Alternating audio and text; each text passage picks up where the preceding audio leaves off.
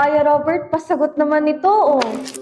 Ano ba yan? Oh, number problem. Okay, solving this kind of question, of course, we can always use algebra. Okay, normally pag algebra ang ginagawa natin, let x be the first integer. The next consecutive will be your x plus 1, x plus 2, x plus 3, x plus 4, x plus 5. And then pagkatapos, sabi niya, the sum of the first 3 is 30. So that means you're gonna add these 3 numbers to be equal to 30 and then solve for x. And then after that, you solve for the sum of 3. 1 minute lang meron natin. Hindi aabot na ba tayo doon? Pero syempre, kung if we can answer it faster, the better. The only way to answer faster is if you have observed the characteristics, the properties, the relationship of this kind of numbers. And you can only do that if you practice ahead. So, paano gagawin nga ito? Now, look, observe. Sabi natin dito, given is the sum of the first 3 numbers is 30. Now, itong unang number, saka yung fourth number, what's the difference between these two? 3. 3, di ba? So, difference nila is 3. How about the second number and the fifth number? Ano naman yung difference nila? Also 3? Also 3. Same thing goes for this third and the sixth number. There's also 3 yung difference. Right? So, that means, itong tatlong number na ito is 3 greater than each of the first 3.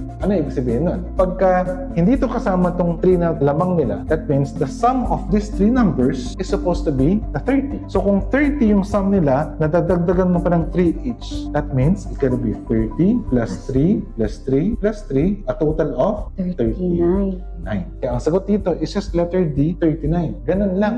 Okay? Kaya tandaan natin, kung naintindihan natin yung question, mabilis lang sagutin. Yan lang. Yes, kakayanin ko na yung